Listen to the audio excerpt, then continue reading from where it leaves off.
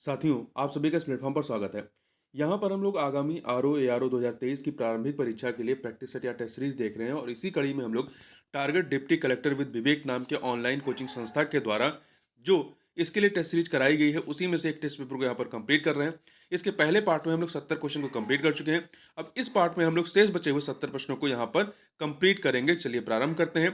पहला प्रश्न है, निम्नलिखित में से कौन से प्रकाश संश्लेषण के लिए आवश्यक है? चार चीजें दी गई हैं, क्लोरोफिल, सूर्य का प्रकाश, कार्बन डाइऑक्साइड, जल। ये चार की चारों चीजें जो है प्रकाश संश्लेषण के लिए आवश्यक है, इसलिए आपका डी ऑप्शन यहाँ पर सही हो जाएगा। 1 2 3 4। आगे बढ़ते हैं। अगला है, निम्नलिखित कथनों पर विचार कीजिए। तीन कथन दिए गए हैं और बताना है इन कथनों में से कौन सा या से सही नहीं है। तो देखिए, पहला, स्वपोषी जीवों की कार्बन तथा ऊर्जा की आवश्यकताएं प्रकाश संश्लेषण द्वारा पूरी होती हैं। ये कथन आपका बिल्कुल सही है। ठीक है। दूसरा, पौधों द्वारा अप्रयुक्त कार्बोहाइड्रेट उनके द्वारा ग्लाइकोजन के रूप में संचित कर लिया जाता है। ये कथन आपका सही नहीं है। तीसरा, मानव शरीर भोजन से प्राप्त ऊर्जा का कुछ भाग मंड के रूप में संचित होता है। देखिए, ये भी सही नहीं है। क्यों? देखिए, इसका व्याख्या देखते हैं। तो यहां पर आपका पहला सही है, दूसरा तीसरा गलत है, इसलिए बी ऑप्शन पूछा कौन सा कथन सही नहीं है, तो दूसरा और तीसरा। देखिए, स्वपोषी जीवों की कार्बन तथा ऊर्जा की आवश्यकताएं प्रकाश संश्लेषण द्वारा पूरी होती हैं, तो पहला कथन सही हो गया। दूसरा, पौधों द्वारा अप्रयुक्त कार्बोहाइड्रेट उनके द्वारा जो है मंड के रूप में संचित कर लिया जाता है। ठीक है, यहाँ पे जो ग्लाइकोजन है यहाँ मंड के रूप में संचित कर लिया जाता है, ये सही हो जाएगा। जबकि मानव शरीर में भोजन से प्राप्त ऊर्जा का कुछ भाग जो है यहाँ पे ग्लाइकोजन के रूप में संचित होता है, तो ये होगा। आगे बढ़ते हैं। अगला है, दो सूचियां दी गई हैं वैज्ञानिक और उनके अध्ययन के क्षेत्र को, तो यहां हमें सुमेलित करना है। तो आप देखें यहां पर, देखिए, जेडी वाटसन जेडी वाटसन का संबंध जो है वर्गीकरण विज्ञान या टैक्सो नहीं नहीं सॉरी आणविक जीव विज्ञान या मॉलिकुलर बायोलॉजी से संबंधित है जेडी वाटसन। यहाँ पे तीन से मिलाई है। लुई पाश्चर जो है ये सूक्ष्म जैविक या माइक्रोबायोलॉजी से संबंधित है, तो वन से मिला दीजिए। वहीं कॉल लियंस ये जो है वर्गीकरण विज्ञान या टैक्सोनॉमी से संबंधित है, तो दो से मिला दीजिए। चार्ल्स डार्विन ये विकास से संबंधित है, तो ये चार से मिला दीजिए। तो 3 1 2 4 बी ऑप्शन यहाँ पर आपका हो जाएगा। ठीक है, आगे चलते हैं। निम्नलिखित यौगिकों में कौन सा एक शांतिकारक औषधि के रूप में प्रयुक्त होता है? तो इन चारों में से जो है पोटेशियम ब्रोमाइड जो है वो शांतिकारक औषधि के रूप में प्रयुक्त होता है। पोटेशियम ब्रोमाइड का प्रयोग जो है मिर्गी का इलाज करने के लिए किया जाता है, तथा जो कैल्शियम क्लोराइड इसका उपयोग जल शोषक पदार्थ या डिहाइड्रेटिंग एजेंट के रूप में होता है। इसका उपयोग हिम मिश्रण में भी होता है। एथिल एल्कोहल इसका उपयोग मोटर व हवाई जहाजों में ईंधन के रूप में तथा पारदर्शी साबुन बनाने, इत्र व अन्य सुगंधित पदार्थ बनाने व शराब आदि के निर्माण में भी किया जाता है। आगे चलते हैं। निम्नलिखित में से कौन सा क्रम सही नहीं है? तो देखिए, जेम्स वाट का संबंध वाष्प इंजन से, वाट सही है। ठीक है, एजी बेल टेलीफोन संबंधित है। J L Baird J L Baird television से। जे पार्किंसन पेंसिलिन से नहीं, ये गलत है। जे पार्किंसन ये पेंसिलिन से संबंधित नहीं है। देखिए, पेंसिलिन की खोज का श्रेय 1928 में स्कॉटिश वैज्ञानिक एवं नोबेल पुरस्कार विजेता अलेक्जेंडर फ्लेमिंग को दिया जाता है। ठीक है, इसका उपयोग विभिन्न रोगाणुजन्य संक्रमणों का उपचार करने और उसकी रोकथाम करने के लिए किया जाता है। जो पेंसिलिन है, पेंसिलिन एक ऐसी एंटीबायोटिक का उदाहरण है जिसका उत्पादन नीले रंग की फफूंद द्वारा प्राकृतिक रूप से किया जाता है। जबकि जे पार्किंसन के नाम पर पार्किंसन रोग का नामकरण किया गया है। इस रोग के कारण मस्तिष्क में तंत्रिका कोशिकाएं प्रभावित होती हैं। अगला है, नीचे दिए गए ये जो युग्म है के माध्यम से सही कूट का उपयोग कर हमें सही उत्तर का चयन करना है कि इनमें से बताना है कौन से सही हैं। तो देखिए, जो आपका एक सेकेंड, पहला करनाल बट रोग जो है ये धान की फसल में नहीं होता है। एक सेकेंड, तो देखिए यहां पर रोग और फसल है, इन चारों में से बताना है कि कौन सा रोग और फसल का युग्म जो है वो सही है। तो आप देखिए, करनाल बट रोग जो है धान की फसल का नहीं है। ठीक है, ब्लैक हार्ट रोग जो है ये आलू का है। बी वाला सही है। येलो बेन मोजेक ये भिंडी का है। टुंगरो रोग गेहूं की फसल का नहीं है, तो यहाँ पर बी और सी सही है, इसलिए बी ऑप्शन हो जाएगा।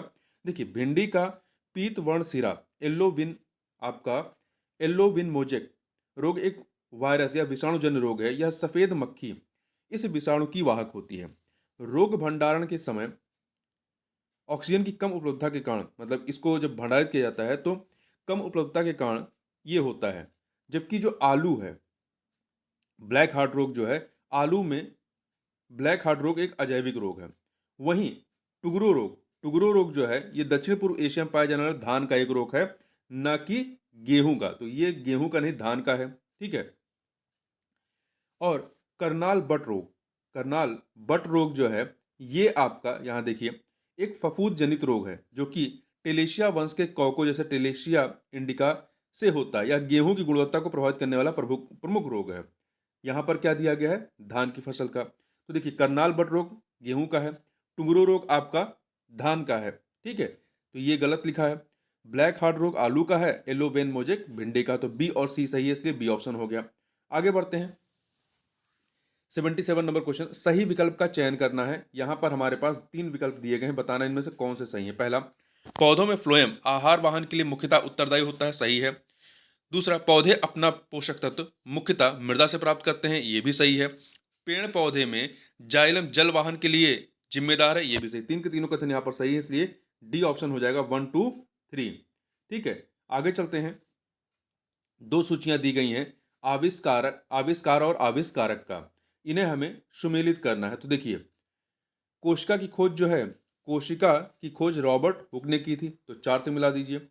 वहीं पर आपकी सर्वप्रथम तालाब के जल में स्वतंत्र रूप से जीवित कोशिकाओं की खोज लुईवेन हॉक ने की थी, 2 से मिला दीजिए। और केंद्रक की खोज जो है रॉबर्ट ब्राउन ने की थी, 1 से मिला दीजिए। ब्लैक रिएक्शन विधि की खोज जो है ये किसने की थी, कैमिलो गाल्जी ने, तो 3 से मिला दीजिए। तो 4 2 1 3 अर्थात बी ऑप्शन आपका यहाँ पर हो जाएगा। ठीक है, और ध्यान रखिएगा जो ल्यूवेन हॉक रहे जिन्होंने बैक्टीरिया खोज की थी, उन्हें सूक्ष्म जैविकी का पिता, फादर ऑफ माइक्रोबायोलॉजी व जीवाणु विज्ञान का पिता, फादर ऑफ बैक्टीरियोलॉजी भी कहा जाता है। ठीक है, आगे बढ़ते हैं। यहाँ पर देखिए 28वें लेखा महानियंत्रक पद पर किसे नियुक्त किया गया है, तो इस पद पर एस एस दुबे को नियुक्त किया गया है। भारती दास भारत सरकार की 17वीं लेखा महानियंत्रक रही हैं। ठीक है, अब 28वें पे कौन है, एस एस दुबे हैं। प्रत्येक नागरिक को डिजिटल भुगतान का उपयोगकर्ता बनाने के लिए हर पेमेंट डिजिटल मिशन किसके द्वारा प्रारंभ किया गया, तो इसको आरबीआई के द्वारा प्रारंभ किया गया है। आगे बढ़ते हैं। Women business and the law 2023 report किसके द्वारा जारी की गई है, इसको वर्ल्ड बैंक के द्वारा जारी किया गया है। इस रिपोर्ट में भारत ने क्षेत्रीय औसत से अधिक स्कोर किया है। Women business and the law 2023 वार्षिक रिपोर्ट की श्रृंखला में 9वां संस्करण है। विश्व के महासागर निकायों की रक्षा के लिए पहली उच्च समुद्र संधि की घोषणा किस अंतर्राष्ट्रीय संगठन द्वारा की गई है, तो इसकी घोषणा संयुक्त राष्ट्र संघ के द्वारा, यूएनओ के द्वारा की गई है। ठीक है, देखिए ये महासागर, विश्व के महासागर निकायों की रक्षा के लिए पहली उच्च समुद्र संधि पर हस्ताक्षर किए गए जो राष्ट्रीय सीमाओं के बाहर हैं और विश्व के महासागरों का लगभग 2/3 हिस्सा बनाते हैं।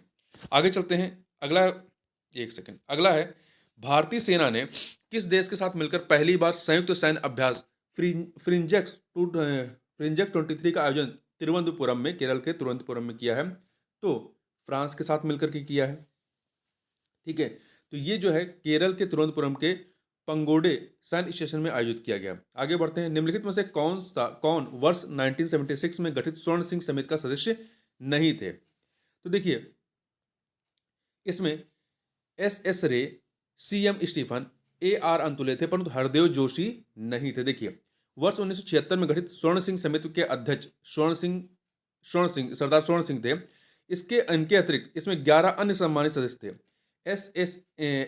S Ray, B N Gadgil, V N Banerjee, Dinesh Goswami, D P Singh, C M Stephen, H R Gokhale, Rajni Patel, Bir Syed Mohammad, A R Antulay और वसंत साठे, इन सदस्यों के नेतृत्व में सरदार ने सिफारिश की कि संविधान में मौलिक कर्तव्यों को शामिल किया जाना चाहिए। अगला है, भारतीय मूल भारतीय संविधान में कुल कितने मौलिक कर्तव्यों को शामिल किया गया था? तो देखिए, ना ही 8, ना ही 9, ना 10। देखिए, मूल भारतीय संविधान में एक भी मौलिक कर्तव्य नहीं थे, ये तो बाद में जोड़े गए हैं ना। तो यहां पर डी ऑप्शन हो जाएगा, इनमें से कोई नहीं। 42वां संविधान संशोधन 1976 के आधार पर संविधान में 10 मूल कर्तव्यों को शामिल किया गया है, जबकि 11वें मौलिक कर्तव्य को वर्ष 2002 में 86वें संविधान संशोधन के द्वारा संविधान में शामिल किया गया। भारतीय संविधान द्वारा प्रदत्त नागरिकों के मूल कर्तव्यों में क्या शामिल नहीं है इन चारों में? देखिए, मिश्रित संस्कृति की समृद्ध विरासत की रक्षा करना है, सामाजिक अन्याय से कमजोर वर्ग की रक्षा ये इसमें नहीं है, वैज्ञानिक मनोदशा की खोज और खोज की भावना का विकास ये है, व्यक्तिगत और सामूहिक कार्यालयों कार्यकलापों के सभी क्षेत्रों में उत्कृष्टता के लिए प्रयत्न ये है। आगे चलते हैं, निम्नलिखित में से कौन सा कथन सही है? दो कथन दिए गए हैं, बताना इनमें से कौन सा सही है। पहला, भारतीय संविधान में मूल कर्तव्यों का प्रावधान सोवियत संघ से लिया गया है, यह कथन सही है। दूसरा, संविधान के एकमात्र अनुच्छेद 352 में मंत्रिमंडल शब्द का प्रयोग किया गया है, यह भी सही है। और हर जगह पे क्या है, मंत्रिपरिषद है, तो यहां पर दोनों के दोनों कथन सही है, तो 1 2 सी ऑप्शन। संसद के लिए राष्ट्रपति का भाषण कौन तैयार करता है? तो इसके ये भाषण जो है केंद्रीय मंत्रिमंडल के द्वारा तैयार किया जाता है। अगला है, भारतीय संविधान भारत के राष्ट्रपति को अधिकार नहीं देता है किस चीज का? प्रधानमंत्री की नियुक्ति का देता है, रक्षा बलों के सैन्य कमांडर का देता है, देश के भाग में किसी भाग में पूरे देश में आपातकाल लागू करने का अधिकार देता है, राज्यों के मुख्यमंत्री की नियुक्ति का अधिकार नहीं देता है। तो यहां पर डी वाला सही है। देखिए, राज्य के मुख्यमंत्री की नियुक्ति संविधान के अनुच्छेद 146 के अंतर्गत राज्यपाल करता है, ना कि राष्ट्रपति। निम्नलिखित में से किस वर्ष यह निर्धारित किया गया कि मंत्रिपरिषद में प्रधानमंत्री सहित सदस्यों की कुल संख्या लोकसभा में कुल सदस्य संख्या का 15% से अधिक नहीं होगी? यह निर्धारित किया गया 2003 में। 91वें संविधान संशोधन अधिनियम 2003 द्वारा अनुच्छेद 75 में उपधारा 1 का जोड़कर यह निर्धारित किया गया कि मंत्रिपरिषद में प्रधानमंत्री सहित सदस्यों की कुल संख्या लोकसभा के कुल सदस्य संख्या का 15% से अधिक नहीं होगी। वर्तमान में केंद्रीय मंत्रिपरिषद में कुल अधिकतम 82 मंत्री हो सकते हैं। अगला है, निम्नलिखित में से कौन सा कथन सही है? यहां पर दो कथन दिए गए हैं। पहला, ऐसा कोई व्यक्ति जो संसद के किसी सदन का सदस्य नहीं है उसे 6 माह के लिए प्रधानमंत्री या मंत्री बनाया जा सकता है, यह कथन आपका सही है। दूसरा, प्रधानमंत्री केवल लोकसभा का ही सदस्य हो सकता है, नहीं, राज्यसभा का भी हो सकता है। पूर्व प्रधानमंत्री मनमोहन सिंह जो है राज्यसभा के ही सदस्य रहे हैं।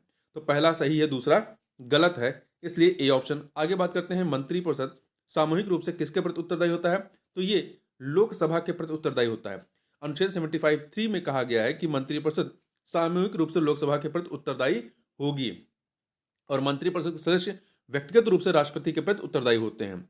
अगला है, निम्नलिखित प्रधानमंत्री को उनके कार्यकाल के उचित कालक्रमानुसार व्यवस्थित करना है।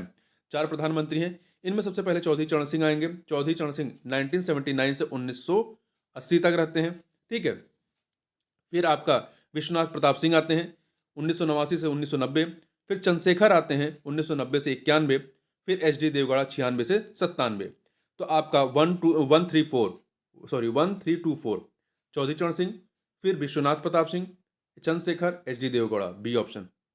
निम्नलिखित में से कौन सा कथन जो है वो सही नहीं है? भारतीय संविधान में उप प्रधानमंत्री पद का कोई प्रावधान नहीं है, यह कथन सही है। भारत के पहले उप प्रधानमंत्री सरदार वल्लभ भाई पटेल थे, यह भी सही है।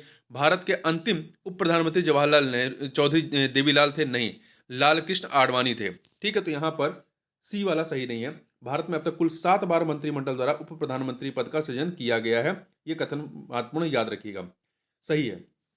संविधान के किस अनुच्छेद के अंतर्गत संघ की कार्यपालिका शक्तियां राष्ट्रपति में निहित होती हैं? तो अनुच्छेद 53 के तहत, अनुच्छेद 53 के तहत, ठीक है। अनुच्छेद 77 के अनुसार भारत सरकार के समस्त कार्यपालिका कृत्य राष्ट्रपति के नाम से ही संपन्न किए जाएंगे, ऐसा कहा गया है। निम्नलिखित में से किसने भारत के राष्ट्रपति पद ग्रहण करने से पूर्व उपराष्ट्रपति के पद पर कार्य नहीं किया था? देखिए, R Venkataraman, doctor Zakir Hussain, doctor Shankar Dayal Sharma, ये लोग पहले राष्ट्रपति रहे, उपराष्ट्रपति रहे, फिर राष्ट्रपति हुए। जबकि नीलम संजीव रेड्डी कभी भी भारत के उपराष्ट्रपति नहीं रहे हैं और ये भारतीय गणतंत्र में निर्विरोध निर्वाचित होने वाले एकमात्र राष्ट्रपति नीलम संजीवा रेड्डी रहे हैं। निम्नलिखित में से कौन एक सही सुमेलित नहीं है? तो देखिए, 7वीं लोकसभा जो है 1980 में, 11वीं लोकसभा 1994 में, नहीं, 11वीं लोकसभा के चुनाव वर्ष 1996 में हुए थे, 1996 में, तो बी वाला सही नहीं है। 9वीं लोकसभा के चुनाव 1989 में, 13वीं के 1999 में हुए थे। आगे बात करते हैं, इस समय 17वीं चल रही है। अगला है, निम्नलिखित में से कौन क्षेत्रीय परिषद की अध्यक्षता करता है? क्षेत्रीय परिषद की अध्यक्षता जो है भारत के गृह मंत्री के द्वारा किया जाता है। क्षेत्रीय परिषद की स्थापना संसद के एक अधिनियम राज्य पुनर्गठन अधिनियम 1956 द्वारा की गई। अतः यह एक वैधानिक निकाय है, ना कि संवैधानिक। केंद्रीय गृह मंत्री क्षेत्रीय परिषदों की अध्यक्षता करता है। निम्नलिखित में से कौन भारतीय राष्ट्रपति लोकसभा अध्यक्ष भी रहे हैं? तो इन चारों में से देखिए, नीलम संजीवा रेड्डी जो रहे हैं, ये लोकसभा अध्यक्ष भी रहे हैं। नीलम संजीवा रेड्डी लोकसभा 1967 से 1970 के अध्यक्ष भी रहे हैं और इन्होंने भारत के राष्ट्रपति का पदभार भी संभाला। आगे बढ़ते हैं। लोकसभा के सीटों के आवंटन के क्रम के संदर्भ में निम्नलिखित राज्यों का अवरोही घटते क्रम में के रूप में हमें व्यवस्थित करना है। तो देखिए, यहाँ पर कर्नाटक में 28 हैं, ठीक है, और गुजरात में आपके कितने हैं? 26 है, राजस्थान में 25 है, राजस्थान में 25, उड़ीसा में 21। तो कर्नाटक, गुजरात, राजस्थान, उड़ीसा। यहाँ फिर से देख लीजिए, कर्नाटक में 28 है, गुजरात में 26 है, राजस्थान में 25 है, उड़ीसा में 21 है। भारत द्वारा पहले प्रयोग नहीं की प्रमुख नाभिकीय नीति अपनाते समय भारत के प्रधानमंत्री कौन थे? तो अटल बिहारी वाजपेयी थे। नो फर्स्ट यूज की नीति के समय किस प्रधानमंत्री के कार्यकाल के दौरान भारत के संविधान में 9वीं अनुसूची को स्थापित किया गया था? जवाहरलाल नेहरू के समय में इसको स्थापित किया गया था। 9वीं अनुसूची भूमि सुधार से संबंधित है। वर्ष 1951 के प्रथम संविधान संशोधन द्वारा भारतीय संविधान में इसे शामिल किया गया। इस समय भारत के प्रधानमंत्री जवाहरलाल नेहरू थे। स्वतंत्र भारत में संसदीय सचिव का पद किस वर्ष सृजित किया गया? तो ये 1951 में। स्वतंत्र भारत में संसदीय सचिव का पद जो है वर्ष 1951 में सृजित किया गया था। अगला है, किस संविधान संशोधन द्वारा राष्ट्रपति के चुनाव में दिल्ली तथा पुडुचेरी विधानसभा के सदस्यों को भी प्रतिभाग करने का अधिकार दिया गया है? तो 70वां संविधान संशोधन के माध्यम से। ठीक है, आगे बढ़ते हैं। निम्नलिखित में से कौन सा विकल्प सही सुमेलित नहीं है? अनुच्छेद 61 राष्ट्रपति पर महाभियोग संबंधित है। अनुच्छेद 72 राष्ट्रपति का क्षमादान है। अनुच्छेद 123 राष्ट्रपति का अध्यादेश है। अनुच्छेद 60 राष्ट्रपति का निर्वाचन नहीं। अनुच्छेद 60 में राष्ट्रपति के शपथ प्रक्रिया का वर्णन या प्रावधान वर्णित है। आगे बात करते हैं, मंत्रिपरिषद के विरुद्ध अविश्वास प्रस्ताव लाने के लिए लोकसभा के सदस्यों की संख्या कितनी होनी चाहिए? तो ये कम से कम न्यूनतम जो है 50 सदस्यों का अनुमोदन आवश्यक है। अगला है, भारत के उपराष्ट्रपति के निर्वाचक गण में शामिल होते हैं कौन? तो इसमें जो है देखिए, लोकसभा और राज्यसभा के सभी सदस्य, चाहे वो निर्वाचित हो या मनोनीत हो, सभी सदस्य शामिल होते हैं। उपराष्ट्रपति के संदर्भ में निम्नलिखित में से कौन सा कथन जो है वो सही नहीं है? तो देखिए, पहला, राज्यसभा की अध्यक्षता उपराष्ट्रपति द्वारा की जाती है, परंतु वह राज्यसभा का सदस्य नहीं होता है। सही है। डॉक्टर सर्वपल्ली राधाकृष्णन और बीबी गिरी उपराष्ट्रपति बनने से पूर्व राजदूत तथा उच्चायुक्त पद पर रहे हैं। डॉक्टर सर्वपल्ली राधाकृष्णन और बीबी गिरी, दोनों कथन सही है। सी, उपराष्ट्रपति को पदच्युत करने संबंधी प्रस्ताव संसद के किसी भी सदन में प्रस्तुत किया जा सकता है। यह कथन गलत है। देखिए, क्यों गलत है, इसको देख लेते हैं। उपराष्ट्रपति को पदच्युत करने संबंधी प्रस्ताव केवल राज्यसभा में ही प्रस्तुत किया जा सकता है। इसका उल्लेख संविधान के अनुच्छेद 67 में निहित है। उपराष्ट्रपति राज्यसभा का पदेन सभापति होता है। उसके हटाने से संबंधित प्रस्ताव को राज्यसभा पटल पर प्रस्तुत करने से 14 दिन पहले उपराष्ट्रपति को यह सूचना देनी होती। तो यहाँ पे सी वाला सही नहीं है। डी, उपराष्ट्रपति के निर्वाचन का प्रावधान संविधान के अनुच्छेद 66 में निहित है, यह सही है। आगे बढ़ते हैं। मुगल सम्राट अकबर द्वारा किए गए निम्नलिखित कार्यों को उनके कालक्रमानुसार व्यवस्थित करना है। तो 4 चीजें हैं, यहाँ देखिए। इन चारों में सबसे पहले दास प्रथा की समाप्ति 1952 में।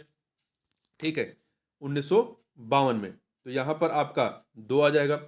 फिर आपका तीर्थ यात्रा कर की समाप्ति 1563 में 1 हो जाएगा। फिर जजिया की समाप्ति 1564 में है। मनसबदारी व्यवस्था की शुरुआत जो है 1575 में है। दीन इलाही की स्थापना 1582 में है। इलाही संवत की शुरुआत 1583-84 में है। सती प्रथा की समाप्ति 1551 में है। तो इस प्रकार से आप इसको सुमेलित करेंगे तो यहाँ पे देखिए, सबसे पहले दास प्रथा की समाप्ति, फिर तीर्थ यात्रा कर की समाप्ति, फिर आपका दीन इलाही की स्थापना 4, फिर इलाही संवत की शुरुआत 3। तो 2143 डी ऑप्शन हो जाएगा। आगे बढ़ते हैं। औरंगजेब ने निम्नलिखित में से कौन सा कार्य नहीं किया था? तो देखिए, इन चार कार्यों में से फारसी त्योहार नौरोज को प्रतिबंधित करना किया था। झरोखा दर्शन को बंद करवाना ये भी किया था। दरबार में संगीत पर प्रतिबंध लगाना ये भी किया था। जजिया को प्रतिबंधित करना नहीं, उसने जजिया को प्रतिबंधित नहीं किया था, फिर से चालू कर दिया था। ठीक है, तो यहाँ पर डी वाला सही नहीं है। यह सर्वप्रथम मारवाड़ में लागू किया गया था। जहां आरा बेगम ने औरंगजेब द्वारा जजिया लगाने का विरोध किया था। आगे बढ़ते हैं, निम्नलिखित में से कौन सा विकल्प सही सुमेलित नहीं है? देखिए, औरंगजेब का राज्यारोहण 1658 में नहीं हुआ था, 1659 में हुआ था औरंगजेब का राज्यारोहण, तो ए वाला सही नहीं है। मजहर की घोषणा 1579, खानवा की लड़ाई 1527, अकबर का राज्यारोहण 1556, सही है। आगे बढ़ते हैं, संस्कृत कृति हितोपदेश का फारसी में अनुवाद किसने किया था? इसको देखिए, ताजुल माली ने हितोपदेश का अनुवाद किया था। अनुवादित हितोपदेश का नाम मुफरी अल कुलू था। अर्थवेद के फारसी अनुवाद की शुरुआत बदायूनी ने की थी, लेकिन हाजी इब्राहिम हिंदी ने इसे पूर्ण किया था। और रामायण का फारसी भाषा में अनुवाद अब्दुल कादिर बदायूनी ने किया था। ठीक है, आगे बढ़ते हैं। अगला प्रश्न, औरंगजेब के अधीन नौकरी लेने के पहले मीर जुमला किसकी सेवा में था? तो गोलकुंडा के अब्दुल्ला कुतुब शाह के अधीन था। ठीक है, औरंगजेब से पूर्व मीर जुमला गोलकुंडा के अब्दुल्ला कुतुब शाह का वजीर था। मीर जुमला ने ही शाहजहां को कोहिनूर हीरा भेंट किया था। गोलकुंडा का अंतिम शासक अबुल हसन था। 1687 ईस्वी में औरंगजेब ने गोलकुंडा पर अधिकार कर लिया। आगे बढ़ते हैं, मुगल सम्राट अकबर ने निम्नलिखित में से किसे कवि प्रिय की उपाधि प्रदान की थी? तो इसमें से बीरबल को जो है कवि प्रिय की उपाधि प्रदान की थी। बीरबल के बचपन का नाम महेश दास था। निम्नलिखित घटनाओं को नीचे दिए गए कूट के अनुसार कालानुक्रम में व्यवस्थित करना है। 4 घटनाएं हैं, तो इसमें देखिए, इन चारों में सबसे पहले बैरम खां का विद्रोह 1560 में, तो 3 हो गया। फिर इसके बाद जो है सलीम का विद्रोह 1606 में, खुसरो का विद्रोह, नहीं नहीं, सलीम का जो है 1599। ठीक है, 1599। फिर इसके बाद आपका होता है खुसरो का विद्रोह होता है 1606 में। फिर महावत खां का विद्रोह होता है 1626 में। इस प्रकार से आपका 3124, मतलब पहले आपका बैरम खां का विद्रोह, फिर सलीम का विद्रोह, फिर खुसरो का विद्रोह, फिर महावत खां का विद्रोह, तो बी ऑप्शन हो जाएगा। आगे बढ़ते हैं, निम्न में से कौन सा सही सुमेलित नहीं है? तो देखिए, यहां पर 4 चीजें दी गई। पहला, महा मां आशिर ए आलमगिरी, ये शाकी मुस्तैद खां। ठीक है, दूसरा, माशिर उल उमरा, ये अबुल कासिम नमकीन नहीं, बल्कि कि इसके लेखक कौन थे? इसके लेखक शहनवाज खान थे। मां आशिर ए आलमगिरी के लेखक शाकी मुस्तैद खान थे, जबकि मां आशिर उल उमरा के लेखक जो है शहनवाज खान थे, ना कि अब्दुल कासिम नमकीन, तो बी वाला सही नहीं है। मुंतखब उत तवारिक बदायूं ने लिखी है। अखबार उल अखियार अब्दुल हक ने लिखी है। देखिए, मासिर उल उमरा के लेखक शहनवाज खान थे। इसमें बाबर से औरंगजेब तक के इतिहास का उल्लेख 3 भागों में किया गया है। आगे बढ़ते हैं, निम्न में से कौन सा कथन जो है वो सत्य नहीं है? 4 कथन दिए गए हैं। पहला, अकबर ने तानसेन को कंठा भरवाड़ी बिलास की उपाधि दी थी, सही है। शाहजहां ने लाल खां को गुण समुद्र की उपाधि दी थी, ये भी सही है। अकबर नगाड़ा बजाने में दक्ष था, ये सही है। औरंगजेब ने दरबारी संगीत को निषेध नहीं किया, ये गलत है। औरंगजेब बीड़ा वादन में निपुण था, किंतु उसने दरबारी संगीत निषेध कर दिया था, इसलिए यहाँ पे डी वाला सही नहीं है। निम्नलिखित में से कौन सा विकल्प सही सुमेलित नहीं है? देखिए, मवाश जो है विद्रोही क्षेत्र था, सही है। फवाजिल राज्य के कानून नहीं, फवाजिल अधिशेष राजस्व जो होता था वो फवाजिल होता था, तो बी वाला सही नहीं है। हश्म एक क्लब, राजा के निजी घुड़सवार सैनिक, जानदार शाही अंगरक्षक। आगे बढ़ते हैं, बनारस एवं इलाहाबाद के तीर्थ यात्रा कर की समाप्ति के लिए किसने मुगल बादशाह के सामने बनारस के पंडितों का नेतृत्व किया था? तो ये किया था कविंद्राचार्य ने। किसने किया था? कविंद्राचार्य ने किया था। आगे बढ़ते हैं, निम्नलिखित में से कौन सा विकल्प सही सुमेलित नहीं है? अकबर के समय में जो विदेशी यात्री आते हैं, रॉल्फ फिच आते हैं। औरंगजेब के समय में एडवर्ड टेरी नहीं आते हैं। ठीक है, शाहजहां के समय में पीटर मुंडी आते हैं। जहांगीर के समय में सर टॉमस रो आते हैं। यहाँ पे देखिए, औरंगजेब के समय में देखिए, अकबर के समय में रॉल्फ फिच हैं, औरंगजेब के समय में एवे कैरे हैं, शाहजहां के समय में पीटर मुंडी है, जहांगीर के समय में सर टॉमस रो हैं। ठीक है, तो यहाँ पर जो आपका एडवर्ड टेरी औरंगजेब के समय वाले थे, ये सही नहीं है, एवे कैरे हैं। निम्नलिखित किस स्थापत्य का निर्माण शाहजहां ने आगरा में नहीं करवाया था? तो देखिए, शाहजहां ने आगरा में मोती मस्जिद, मुशम्मन बुर्ज, ताजमहल का निर्माण कराया था, परंतु रंगमहल का निर्माण नहीं कराया था। ठीक है, देखिए, शाहजहां द्वारा निर्मित दिल्ली में निर्मित कराई गई प्रमुख इमारतों में जो है शाहजहानाबाद, लाल किला, जामा मस्जिद, रंग महल और नौबत खान है। तो रंग महल जो है आगरा में नहीं बल्कि दिल्ली में है। और शाहजहां के काल को मुगल स्थापत्य का स्वर्ण स्वर्ण युग माना जाता है। आगे बढ़ते हैं, हुमायूं का मकबरा के संदर्भ में सही कथन कौन सा है? यहाँ पे 4 कथन दिए गए हैं। देखिए, इस मकबरे को ताजमहल का पूर्वगामी मान कहा जाता है, सही है। यह मकबरा 4 बाग पद्धति से निर्मित है, जिसका निर्माण हाजी बेगम ने करवाया था, ये भी सही है। यह प्रथम मुगल मकबरा है जिसमें दोहरे गुंबद का प्रयोग किया गया है, ये भी सही है। इस मकबरे का स्थापत्यकार ख्वाजा कासिम था, ये कथन गलत है। तो 1 2 3 सही है, डी ऑप्शन। इस मकबरे का मुख्य स्थापत्यकार फारस का मीरक मिर्जा ग्यास था। आगे बढ़ते हैं, अकबर द्वारा प्रारंभ किया गया सिक्का शाहरुख किस धातु का था? तो ये चांदी का बना था। किसका था? चांदी का। बाबर ने चांदी के शाहरुख, बाबरी ओम, काबुली नामक सिक्के का प्रचलन प्रारंभ कराया। सर्वप्रथम स्वर्ण सिक्के चलाने का श्रेय मुगल शासक अकबर को है। इलाही अकबर का गोलाकार स्वर्ण सिक्का था। अकबर का जलाली चांदी का चौकोर का सिक्का था। और अकबर के सिक्कों पर राम सीता की आकृति का अंकन भी मिलता है। अगला है, भास्कराचार्य की कृति लीलावती का फारसी भाषा में किसने अनुवाद किया था? तो ये अनुवाद फैजी ने किया था। किसने किया था? फैजी ने किया था। अकबर ने एक अनुवाद विभाग की स्थापना की थी, ठीक है, जिसका अध्यक्ष फैजी को बनाया गया था। सर्वप्रथम बाइबिल का फारसी अनुवाद इसी विभाग द्वारा किया गया था। गजे सिकंदरी एवं गजे इलाही का अनुपात क्या था? तो इसका अनुपात 39:41 था। ठीक है, आगे चलते हैं। अगला है, मुगल शासन व्यवस्था में अलतमगा जागीर की शुरुआत किस शासक ने की थी? तो अलतमगा जागीर की शुरुआत जो है ये जहांगीर के समय में की गई थी। अलतमगा जागीर उन लोगों को प्रदान की जाती थी जिन पर बादशाह की विशेष कृपा होती थी। इसकी शुरुआत जहांगीर ने की थी। यह वंशानुगत जागीर होती थी। निम्नलिखित में से कौन सा विकल्प सही सुमेलित नहीं है? तो देखिए, मुतालबा शाही खजाने की मांग, सही है। मशादत अग्रिम वेतन, सही है। तशवीज मनसबदार नियुक्त करने की याचिका, सही है। मुकद्दम राजस्व विभाग का सबसे निम्न अधिकारी, ये सही नहीं है। देखिए, राजस्व विभाग का सबसे निम्न अधिकारी को पटवारी कहा जाता था। मुगल प्रशासन में मुकद्दम या पटेल ग्राम प्रधान को कहा जाता था। इसका पद वंशानुगत होता था। आगे बढ़ते हैं, मुगल प्रशासन में एलची, काशिद व सफीर ये क्या थे? तो ये दूत होते थे। एलची, काशिद व सफीर दूत, मुतशद्दी बंदरगाह अधीक्षक होते थे, मीर बार वन अधीक्षक और मीरे बहर नौसैन्य प्रधान। निम्नलिखित में से कौन सा कथन सही है? 2 कथन दिए गए हैं। तो देखिए, जहांगीर के काल को मुगल चित्रकला का स्वर्ण काल कहा जाता, सही है। दूसरा, जहांगीर जो है चित्रकला कारखाना की स्थापना करने वाला प्रथम मुगल शासक था, ये कथन आपका गलत है। पहला सही, दूसरा गलत है। मुगल काल में सर्वप्रथम चित्रकला कारखाना की स्थापना अकबर ने की थी और इस विभाग का प्रमुख अब्दुस समद को बनाया गया था। ठीक है, आगे बढ़ते हैं। किस मुगल बादशाह ने सिजदा नामक फारसी रिवाज को समाप्त किया था? तो यह समाप्त किया था शाहजहां ने। शाहजहां ने फारसी दरबारी प्रथा सिजदा पर प्रतिबंध लगा दिया था। उसने इसके स्थान पर चहार तस्लीम की शुरुआत की थी। शाहजहां को इस्लाम का रक्षक कहा गया है। इसने हिंदुओं को मुसलमान बनाने के लिए एक पृथक विभाग का गठन किया था। उत्तर प्रदेश का कौन सा जिला नेपाल से सीमा नहीं बनाता है? तो देखिए, इन चारों में से पीलीभीत, बलरामपुर, लखीमपुर खीरी बनाती है, परंतु अम्बेडकर नगर जो है नेपाल से सीमा नहीं बनाता है। कुल 7 जिले हैं जो नेपाल सीमा बनाते हैं। कौन कौन से हैं?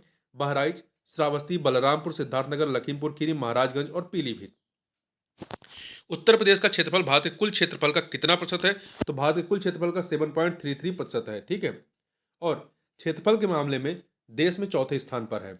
उत्तर प्रदेश का सोनभद्र जनपद निम्नलिखित में किस राज्य से सीमा साझा नहीं करता है? तो सोनभद्र जो है मध्य प्रदेश, छत्तीसगढ़, बिहार से सीमा साझा करता है, परंतु राजस्थान से सीमा साझा नहीं करता है। उत्तर प्रदेश सर्वाधिक 4 राज्यों से सीमा बनाने वाला जिला सोनभद्र है। ठीक है, तो ये मध्य प्रदेश, छत्तीसगढ़, झारखंड और बिहार सीमा साझा करता है। आगे बढ़ते हैं, निम्नलिखित में से कौन सा कथन सही नहीं है? तो यहाँ पर 4 कथन दिए गए हैं। पहला है, उत्तर प्रदेश प्राचीन गोंडवाना लैंड का भूभाग है, ये कथन आपका सही है। दूसरा, बुंदेलखंड और बघेलखंड पठारों में विंध्य शैल समूह की कैमूर श्रृंखला पाई जाती है, ये भी सही है। गंगा के मैदानी क्षेत्र की संरचना प्लिस्टोसीन काल से आरंभ हुई है, ये सही है। उत्तर प्रदेश की न्यूनतम सीमा हरियाणा को स्पर्श करती है, ये गलत है, हिमाचल को स्पर्श करती है। उत्तर प्रदेश की न्यूनतम सीमा को स्पर्श करने वाला राज्य जो है हिमाचल प्रदेश है। प्रदेश का एकमात्र जिला सहारनपुर हिमाचल प्रदेश सीमा साझा करता है। निम्नलिखित में से कौन सा विकल्प सही सुमेलित नहीं है? देखिए, विष्णुप्रयाग अलकनंदा और धौली गंगा के संगम को कहते हैं। देवप्रयाग भागीरथी और अलकनंदा के संगम को। रुद्रप्रयाग जो है मंदाकिनी और भागीरथी के संगम को नहीं कहते हैं। रुद्रप्रयाग जो है मंदाकिनी और अलकनंदा के संगम को कहते हैं। ठीक है, कर्णप्रयाग, अलकनंदा और पिंडार के संगम को कहते हैं। आगे बढ़ते हैं। निम्नलिखित में से कौन सा कथन सही है? दो कथन दिए गए हैं। पहला, पार्वती अर्गा पश्चिम बिहार उत्तर प्रदेश के गोंडा जनपद में स्थित है। सही है। यह एक रामसर स्थल या साइट भी है। दो के दोनों कथन यहाँ पर सही है, इसलिए सी ऑप्शन हो जाएगा। निम्नलिखित में से किस वर्ष राष्ट्रीय गंगा नदी वेशन प्राधिकरण के स्थान पर राष्ट्रीय गंगा परिषद की स्थापना की गई? तो यह स्थापना की गई 2016 में। राष्ट्रीय गंगा नदी वेशन प्राधिकरण की स्थापना फरवरी 2009 में की गई थी। अक्टूबर 2016 में राष्ट्रीय गंगा नदी वेशन प्राधिकरण के स्थान पर राष्ट्रीय गंगा परिषद की स्थापना की गई। निम्नलिखित में से कौन सा कथन सही है? दो कथन दिए गए हैं। पहला, पुराने जलोढ़ निक्षेप को खादर कहा जाता है। ये गलत है, क्योंकि पुराने जलोढ़ निक्षेप को बांगर कहा जाता है। ठीक है। दूसरा, नवीन जलोढ़ निक्षेप को बांगर कहा जाता नहीं, इसे खादर कहा जाता है। दोनों के दोनों कथन यहाँ पर क्या है? गलत है। D option. आगे बढ़ते हैं। निम्नलिखित में से कौन सा कथन जो है वो सही नहीं है? उत्तर प्रदेश में वायु अपर्दन की अपेक्षा जल अपर्दन का प्रभाव अधिक है। ये कथन सही है। उत्तर प्रदेश का इटावा जिला और नालिका अपर्दन से प्रभावित है। ये भी सही है। उत्तर प्रदेश का पूर्वी भाग वायु अपर्दन से सर्वाधिक प्रभावित है। पूर्वी भाग सही है। बुंदेलखंड नहीं, ये सही नहीं है।